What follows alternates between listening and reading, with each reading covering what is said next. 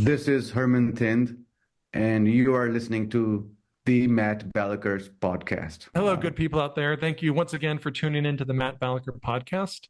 Please do me a favor and click like, subscribe, and encourage 3 to 7 of your friends to do the same thing. Today's guest is fantastic. He was a Kansas City Chiefs fan long before Taylor Swift was ever in the picture. He's a visionary entrepreneur, a CEO, and the Patrick Mahomes of the vape world. Please welcome Hermin Thind to the program. How are you doing, Hermin? I'm doing great. Thank you, Matt. I'm honored to have you on because you have a really cool story, and I wanted to get into what you're working on now. But I know it didn't start that way. Can you take us back to, I think it was 2008 when you had a hand in selling your family's business? What's the story there, Herman? Yes, so I'm actually originally from India, where moved to India when I was India to Seattle, where I grew up at back in 1995. And for first 10, 11, 12 years, I grew up in Seattle, Washington. And throughout my time, I went to high school and I went to the college. But as I went to school, my parents had a business on the side. So they purchased a sandwich shop, Subway type of business. And I was, doing all the day-to-day operations, helping him. And later on, we end up getting into fast food business. So we end up getting a Dairy Queen, which I, managed for 3 years. And this is, a long time ago, about 25 years ago, as I in my 20s growing up. And, I got married at a very young age. I was 21. Oh, And wow. yeah, it's another story, but it was a, arranged marriage in a way where, traditional Indian families know each other for background. So here I am, 2021, I got married and, I'm running the fast food business that my father has started. And, things happen and we end up selling the sandwich place, sub shop, it was called. And later on, we end up selling the Dairy Queen. And my dad purchased a gas station. And this Well, is, yeah, in the same town where we grew up in, Monroe, Washington. It's outside of Seattle, about 25, 30 miles. And in the gas station, I was doing all day-to-day operations. And in there, we had a restaurant also. And the restaurant was, you know, just your typical bed and breakfast. But, they went out of business. And, we had this opportunity to do our own thing with the restaurant since I had fast food experience in the past. And we lived in this town called Monroe, Washington. We were there for 10, 12 years. We knew everybody in town.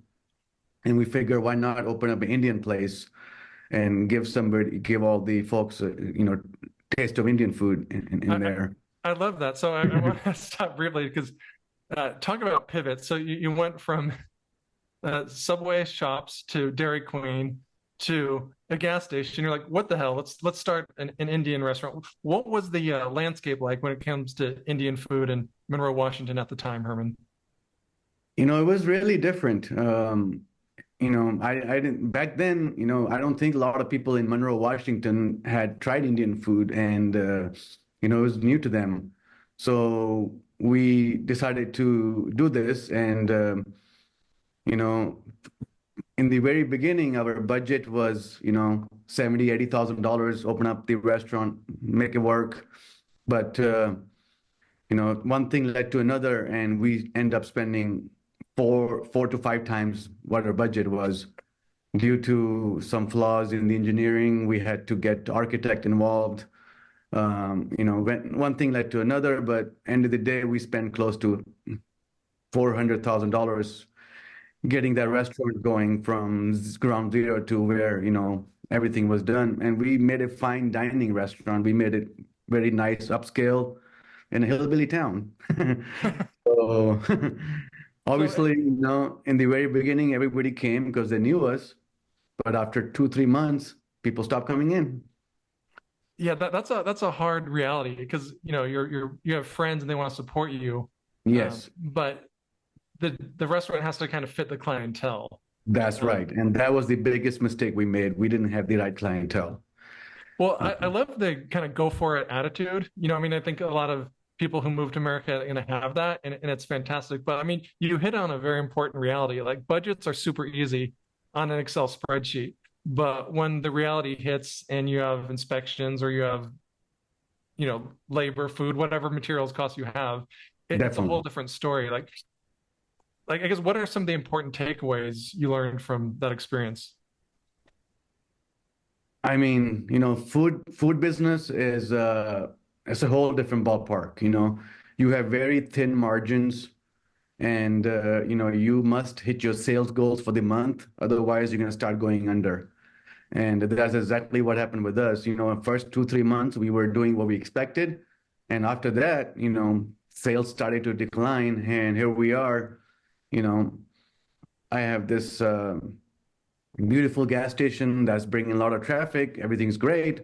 But here we are busting our arrears, washing dishes, busting tables, running around. My wife is also working at the restaurant. She's recently just coming from India, getting married, and she has a master's in microbiology, where she could be getting a, nice little job, but there she's A busting cushy tables corporate with job somewhere, me. Yeah. cleaning dishes or So whatever. right. But we had no choice. We had to make it work because we put a lot of money into it. But, 6, 9 months into it, we can see it. This thing is not working out. So we end up, deciding to, get out of it. So good thing that happened was, we had the gas station that we purchased at a, good timing where the price was good. Mhm. We paid like I think 2.3 million for it, and then 2.5 years later, when we appraised it, it was valued at 3.3. So we're like, we can make some money out of this, and we can recover our losses, and then we, end up selling the gas station and the everything, the restaurant itself, and you know, then we had close to $1 million in my dad had in his account, and he wanted to obviously keep the family business going and diversify into other things. And back then, my best friend had a couple of motels, and a lot of his family had motels. And I always wanted to get into the motel business because I figured it was more lucrative and easy to run, maybe easy to manage. So then we decided to look for a hotel or motels in Seattle area. But just like the inflation, if you buy something at a high price, you're gonna buy another business at a high price Right. too. You're Yeah. not, No, not I gonna mean, get yeah, that. that's an important rule in real estate. If you're selling high and you're looking to buy again, chances are you're going to pay a high price. That's So exactly what happened to it's a us. little bit of a wash. So I like this attitude. You're like, managing a hotel seems easy. My cousin and his family they run hotels, and I can't imagine it being easy. Like the little bit I know, which is not a lot. So No, it's well, definitely yeah, not. what educate us. What was it like actually doing that? So the transition happened, and we're looking into it. And at that time, we couldn't find any hotels in that area that would fit our budget.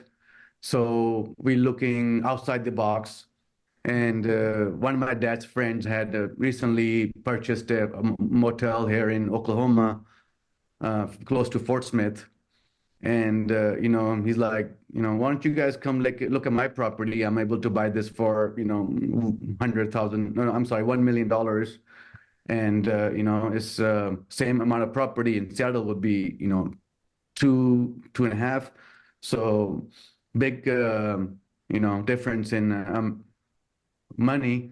And so my dad came over here, and you know once he came to this area, and he was looking at a motel in Fort Smith that he liked, and we came to Northwest Arkansas. He came here and he kind of fell in love with this place.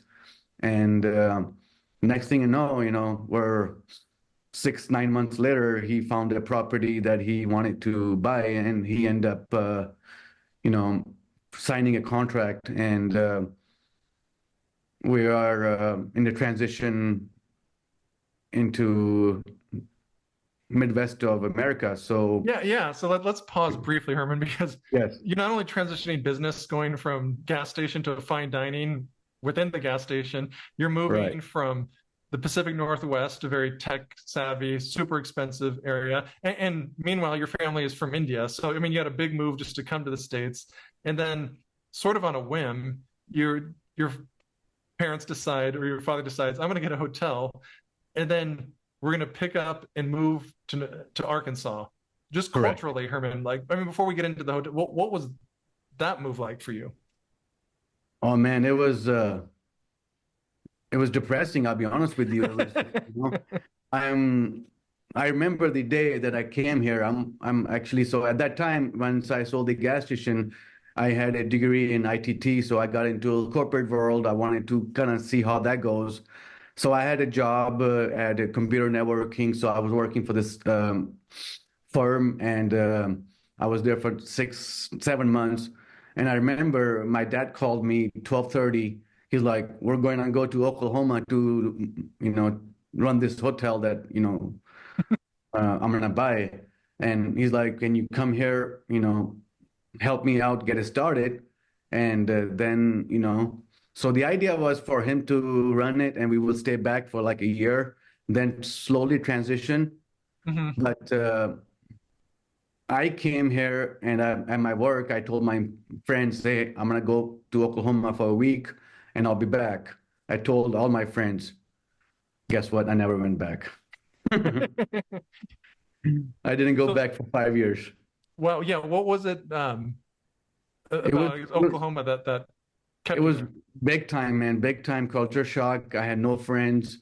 When I first, before I moved here, I was searching online about tornadoes. You hear about tornadoes coming to Midwest and everything. So that was one of the main things. I wanted to make sure we're going to a safe place. And, it was really tough.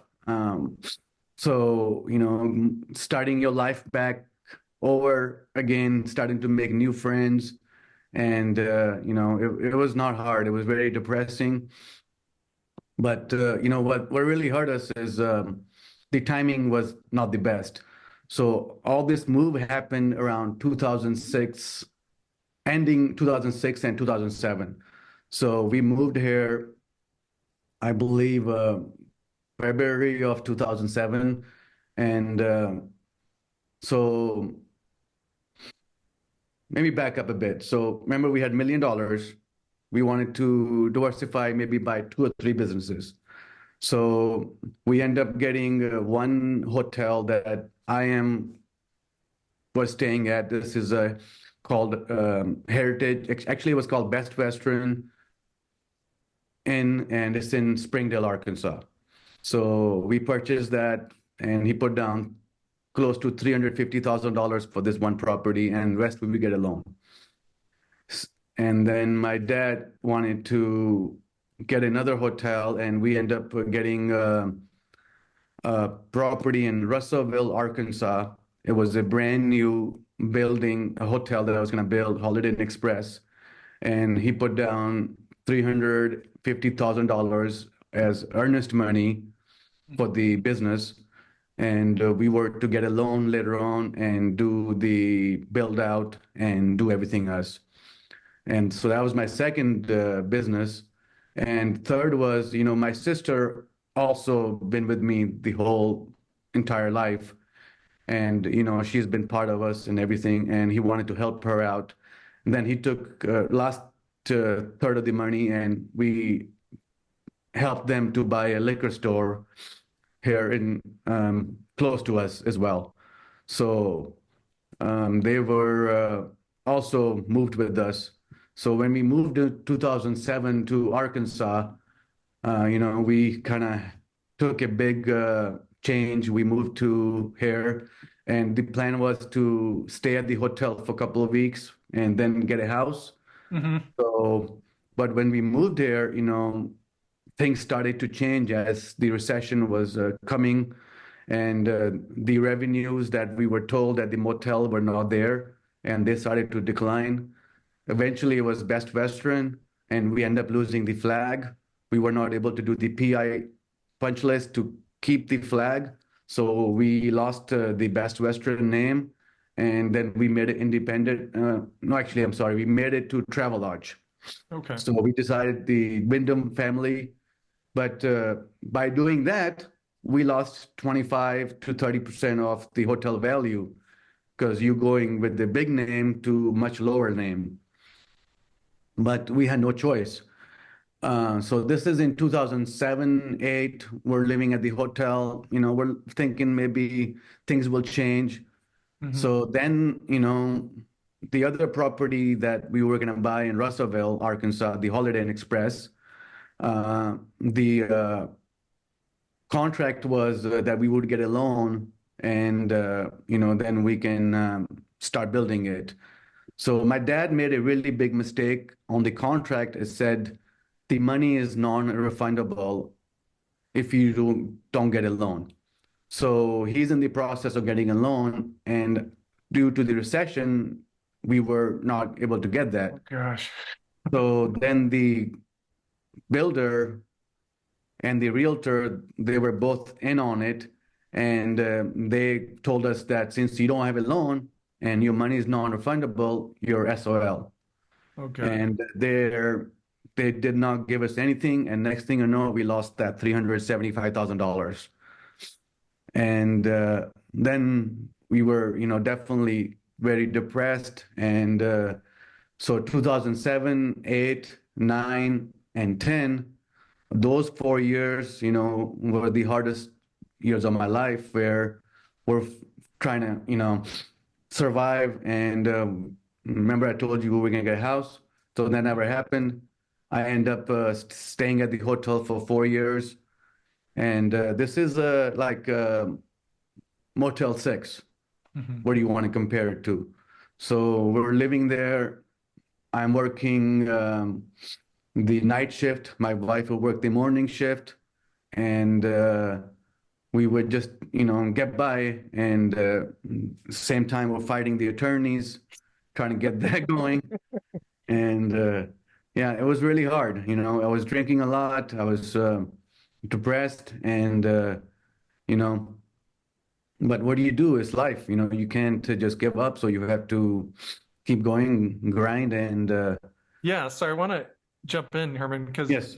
I like that you just like, what do you do? Like, I know some people would just keep drinking and quit and say like, this wasn't for me, and try to get a job somewhere or live on the streets and kind of end it, so to speak. Like, where does this resiliency come from? Like, how do you attribute this work ethic, this positive attitude you have?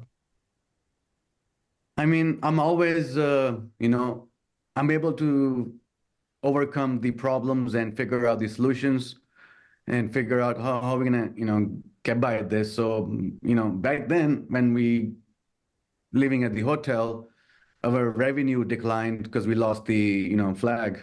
So I'm there hustling, trying to get more business. So, trucking was really big thing in Northwest Arkansas. So I would go to these companies and, tell them, hey, if you were to switch your account and come stay at our hotel, I'll give you a better price. And we added shuttle service where we put in a couple of vans. We offer them delivery, pickup and everything. So, I had to hustle and end of the Yeah. day, try to pay bills. We had to make $60,000 a month to break even. So I did Wow. everything I could to make that $60,000 in revenue a month so I can pay my mortgage, which was 20,000 a month. The electric bill was 10,000. There goes 30,000. So we would work for fucking 2 weeks just to pay mortgage and electric bill. Then you have Wow. to pay payroll and everything else. So, I mean, we had no choice. We could do anything. And at that same time, we're transitioning. to getting finances to get a loan and do everything. But we had to save money where we could. So the reason we couldn't buy a house because we didn't have money for a down payment, and plus you know mortgage would be another $2,000 a month. So we would stay at the motel and save that mortgage. Mm-hmm. And we're always eating home, try to save money wherever we can. And I drove a Honda Civic for 7, 8 years because I wanted to get a nicer car, but it wasn't the option.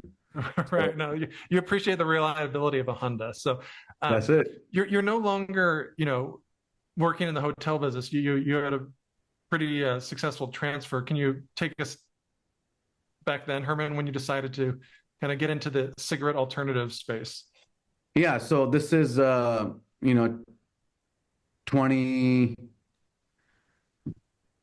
2011, maybe I think end of 11, 12. There was vaping was just getting started. And, I told you earlier, my sister had a gas station. And they had a customer that came in and brought them a vape.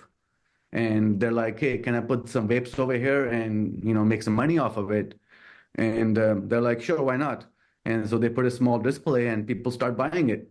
So on the weekend, we got together and my brother-in-law came over and he's like, hey, check this out. This thing is, really hot right now. And, we're like, okay, so I go online and I do a little research about vaping and everything.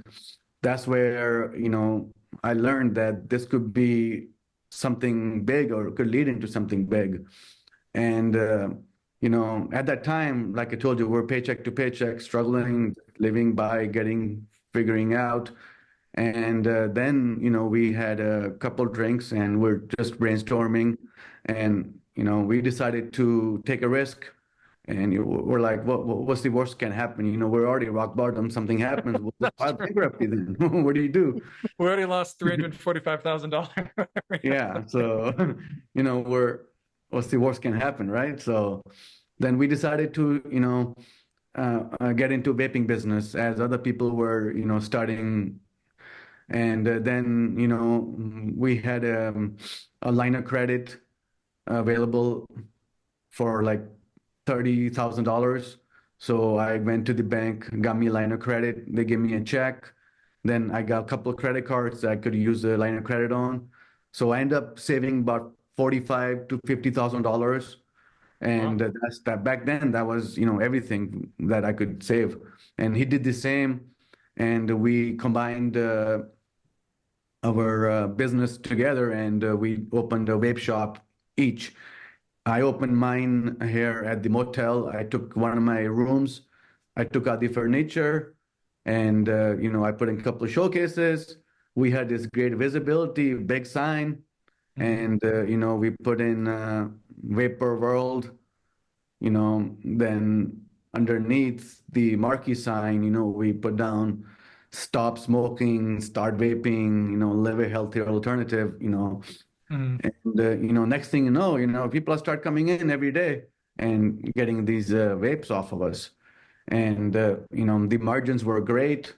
And then we decided to 2 months into it open up a second shop. And my second store was in Fayetteville, Arkansas, where we lived. Okay, so Um, the second one was the first that wasn't a room in the hotel. This was like a standalone shop. Okay. yes, sir. So that was my first standalone shop, but I would call it my first store, but actually, so first standalone shop. Gotcha. And that's when we got a lease. I had to sign my lease. First signing a lease was very scary.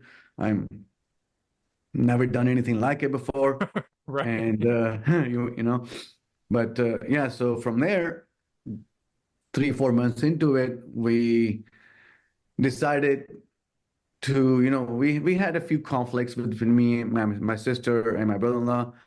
And we are talking to my wife and we're like, we need to figure out something. I don't want my sister to have a bad relationship because of business, Right. and we're already headbutting. So we decided to keep business separate and family separate. Wise So move. Yeah. Please yeah, continue. yes. So, we that was the toughest move for us, but we split up. So, he kept two stores and I kept my two shops. So, total we had four stores and we end up getting split up. And then we still, help each other out. We communicate, but we shook hands where, he would not compete in my market and I would not compete in his market. And knowing America is such a big ground, we were able to stick to that. And we never competed against each other, but we helped each other out. And for a long time, we were helping each other, but doing a business as well. Wow. So you're able to have a handshake agreement where you effectively say, we're not going to step on each other's toes. You sell here and I sell here.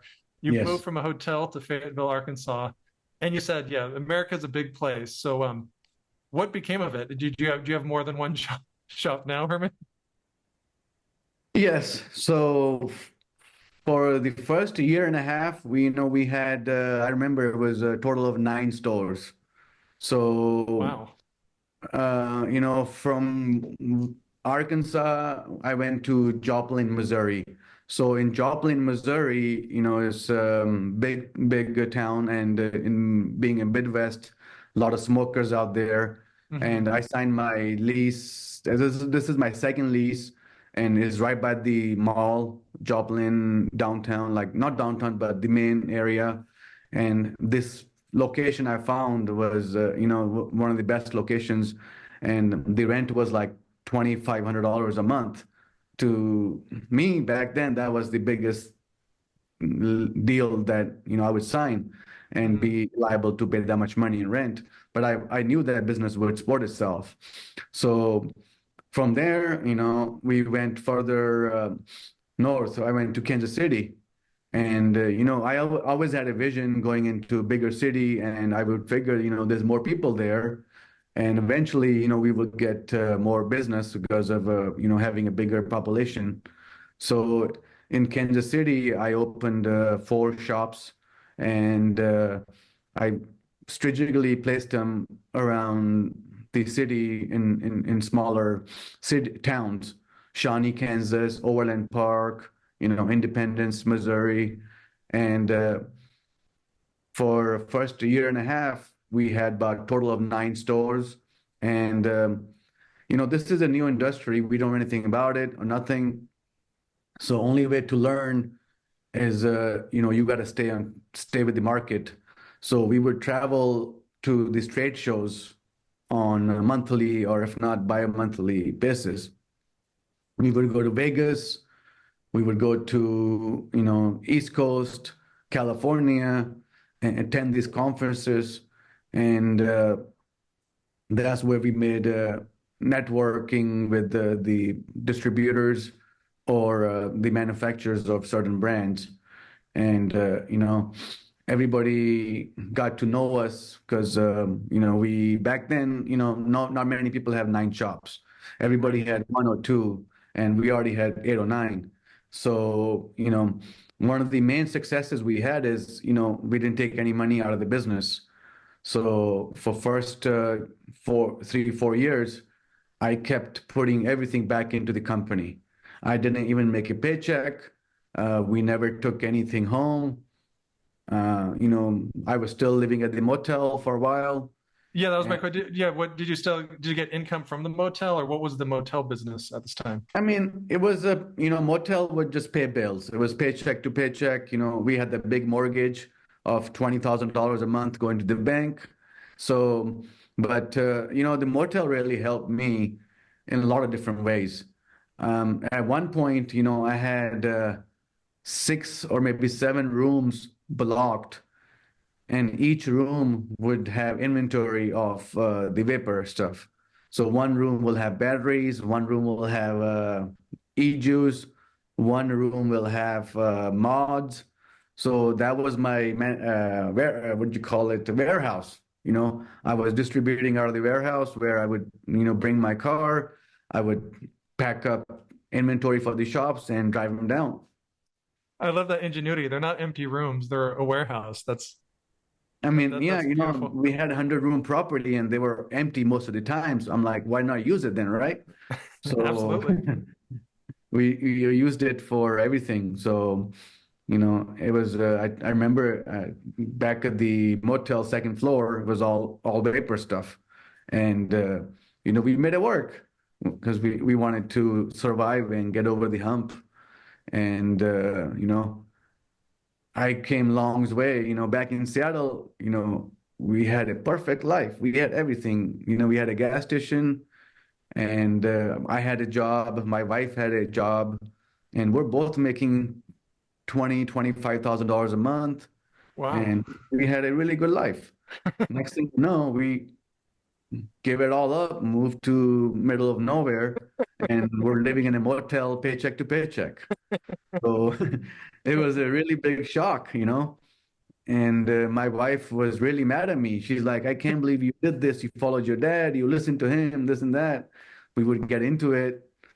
And, it was a big culture shock. And also, morally, I just wasn't able to get over it from a long time. I was like, I made biggest mistake of my life Yeah. by moving to here and, giving all that up.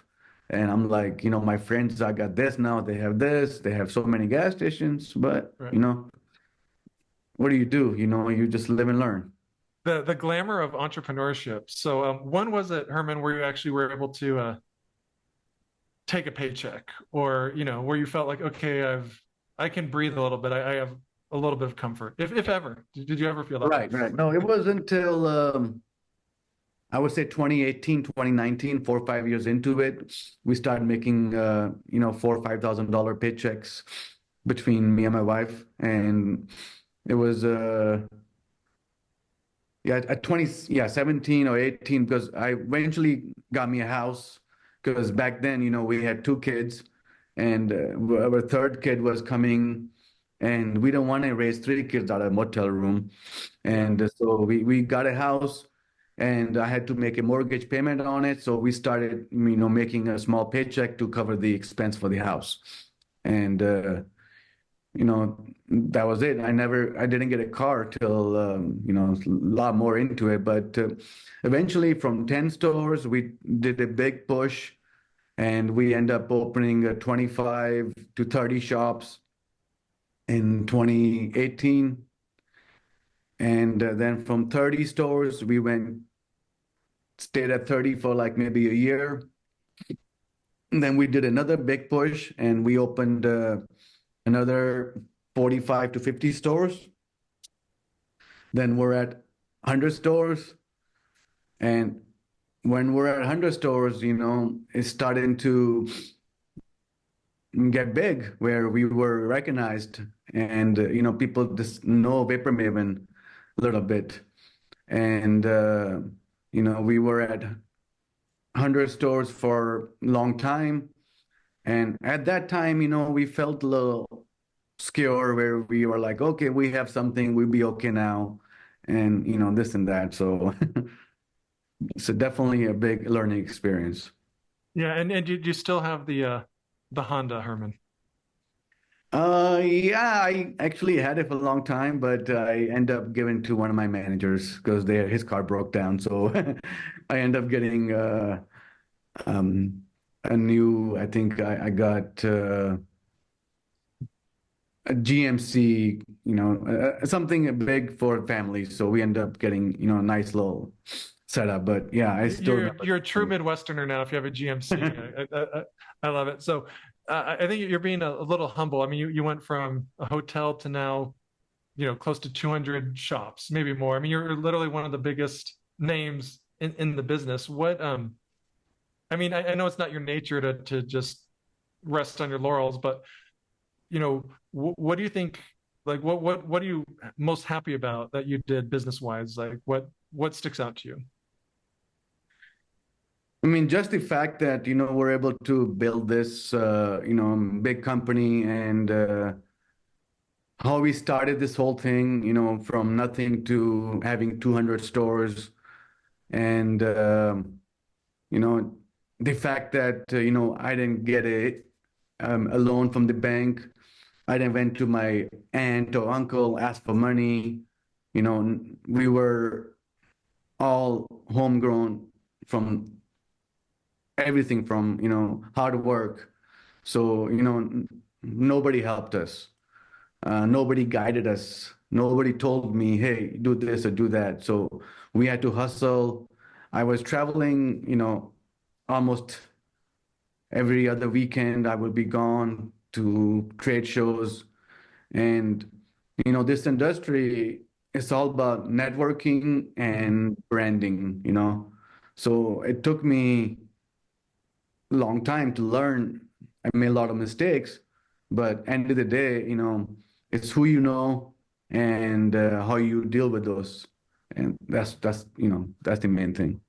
It's who you know and how you deal with those. And for our audience out there, I think an important takeaway is it's very different to grow from one store to nine, and then nine to 50 to 100. Like, how does that change? Like what are the means of doing it, and what are some of the unique challenges when you're at such a scale like you are now?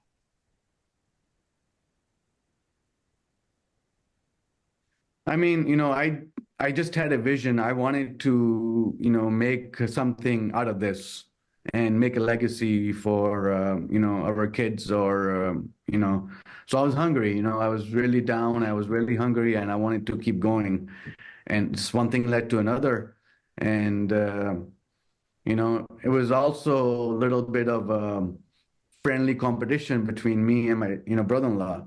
Sure. So he also, has close to 150 stores. So we kind of have a, friendly competition. He was like, where'd you open? How many shops you got now? I got 20. Well, how many you got? I got 25. So we would try to, stay competitive against each other. And, that gave us the edge and the motivation. Yeah, you're pushing each other, and That that's was it. what. So, what do you think are some common misconceptions about the vape industry to outsiders? I mean, right now, as you see, you're gonna see a vape shop, smoke shop, every single corner of every single street. So for last 3, 4 years, a lot of everybody's thinking this is the gold mine business to print money. Hmm. But be honest with you, it's not that easy. Uh, the reason I got so successful is, I had the retail experience. I run those fast food restaurants, and I had people experience, and you have to be a people person to succeed. You got to be able to take care of your employees. You have to be loyal. You have to be taking, care of them where they would work hard for you. It's very easy to find one employee who can steal all your profits and you're not going to make anything. So, I am a people person. I take care of all my employees. Our employees are our business partners. Hmm. So I have a lot of my team's been with me for last 10 years as we grew up. You know, my main manager, Omar, he used to be my night clerk at the hotel. Wow. So he's been with me and now he's the second person in command after me. So, you got to take care of your main people, your employees, and treat them like family and give them respect they need. You're going to be just fine. Right. Yeah. Take care of your employees, and they'll take care of you. That's you're a testament to that. Well, we have to have you back because there's so many more questions I have. But I think our audience would like to know, and I'd like to know, what are you most optimistic about when it comes to like your work and your business? Um, I mean, right now, a lot of things are happening with the, FDA coming down about the flavor ban and the vape stuff. So, we feel very confident about everything because when customers are coming to vape shop, we follow all the rules. We make sure we ID everybody. We don't allow anybody under the age. But as you hear on the news, a lot of kids are getting into vape. They're going out there hiding it, buying it from their friends, this and that. So, this whole industry is gonna change very soon. So, it's just a matter of time. About 3 years ago, it was a big vape thing where we went Oh to yeah, Washington, D.C., and, we held these signs and, stop so right now you got the big corporations, big RJ Reynolds and Philip Morris, they're passing, their bills where they're going to put a lot of our businesses hard to operate. And, it's going to be it's not going to be pretty. So, we're lucky to made what we have, but end of the day, competition is getting very hard. Just in Springdale, where I am at right now, when I started it, there were only 2 vape shops. Now there are 20. wow. So a lot of them not going to make it. They're going to close down, or something will happen. But it's things are changing for sure. Yeah. Well, things are changing, but I think you're a safe bet. Based on your resiliency, what you've gone through, I think you'll be okay. Well, thank you so much. Where can people learn about you? Maybe what you're up to if they want to say hi. Where can we direct folks? I mean, definitely, they're welcome to visit us me or myself or any at the corporate warehouse in Springdale. I'm always in the office. Email us, or they can contact us through social media, and I'll be able to help out, question, answer, and guide anybody I can. I can share what I learned about the business, and if somebody out there wants to get into it and to get some guidance, I'll be happy to help out. It's a big country, a lot of locations everywhere, so it's a big piece that we can all have a small pie. It'll be all right. Good advice. Hermin, thank you so much for joining us today. Really appreciate it. Thank you for listening to this episode of the Matt Balaker podcast. To learn more, please check out mattbalaker.com and encourage your friends to like, subscribe, and share. Really appreciate it.